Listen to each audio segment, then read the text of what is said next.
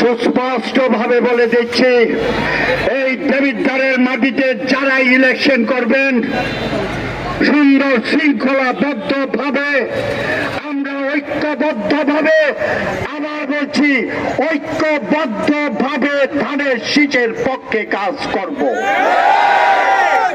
হাদির রক্ত বিধান যেতে দেব না। আমরা শহীদ প্রেসিডেন্ট জিয়াউর রহমান সাহেবের রক্ত বিধান যেতে দেব না।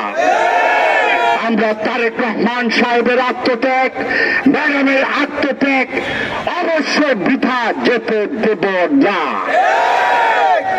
সংগ্রামী ভাইয়ের আমার, বিগত দিনে আমরা যুদ্ধ করে এসেছি, আন্দোলন করে এসেছি, এমন কোন কেন্দ্রীয় নির্দেশনা নাই আমরা সকলে মিলে আন্দোলনে শরিক হই নাই।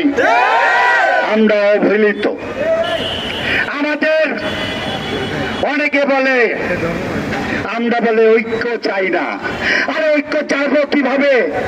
আপনি নিজের মুখে বলেছেন 17 বছর কে বা কাহারার পিছনে আপনি কাজ করেছেন আমাদের বাঁচানোর জন্য।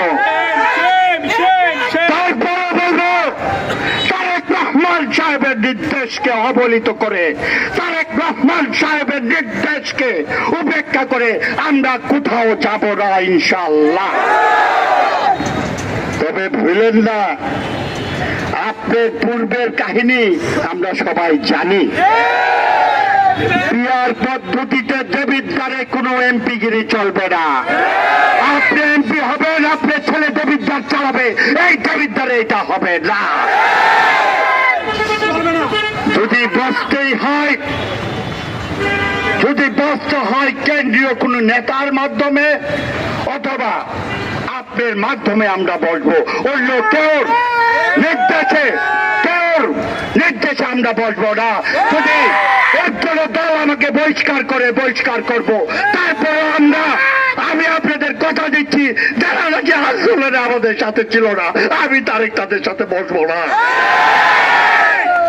কেন্দ্রীয় নেতারা আসবেন, আমাদের সমঝোতা করিয়ে দিয়ে যাবেন, এর বাইরে আমরা বসবো না। এটা কোনো হাসি খেলা নয়, এটা রাজনীতি।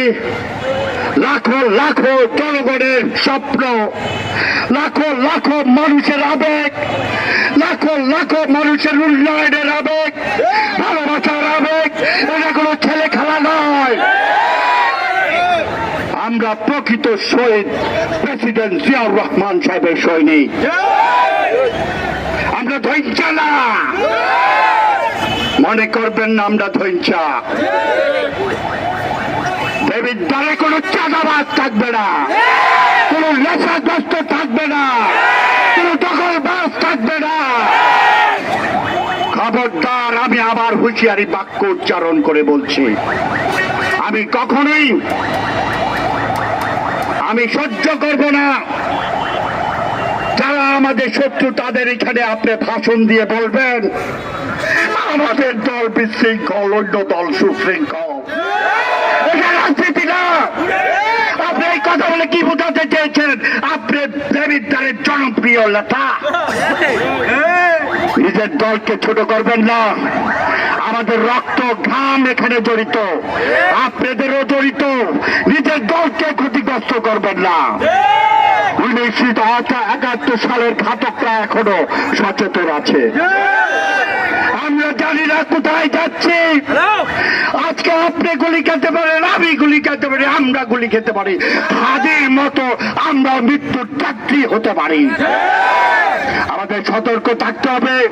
সকল ষড়যন্ত্র ঐক্যবদ্ধভাবে, আমি আবার বলছি শেষ কথা, ধানের শীষে সকলে ঐক্যবদ্ধ ভাবে, আমরা একত্রিত ভাবে আমরা ধানের শীষকে ভোট দিব।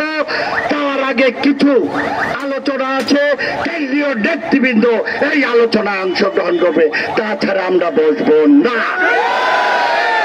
আগেও বলেছি, এখনো বলছি, সর্বোপরি আমরা দেবিদ্বারে কোনো অশান্তি চাই না, সত্যিকার অর্থে অশান্তি চাই না, শান্তিপ্রিয় দেবেন্দ্র চাই।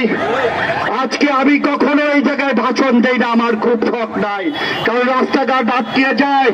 বাট আমার ছেলেরা বলেছে ভাই আজকে মতো হলে একটা ভাষণ এই জায়গায় দেন, ওরা সব সময় দেয়, আপনি একটা দেন, এই চত্বরটাকে আপনি আসেন একবার দেন। আজকে আমি আপনাদের বলছি, উপরে আল্লাহ, নিচে আপনারা যতদিন পর্যন্ত শহীদ প্রেসিডেন্ট জিয়াউর রহমান সাহেবের আদর্শকে ধারণ করবে, আমার শেষ রক্ত থাকা পর্যন্ত আমি আপনাদের পাশে ছিলাম, থাকবো থাকবো থাকবো, জালির শীষের জন্য কাজ করবো।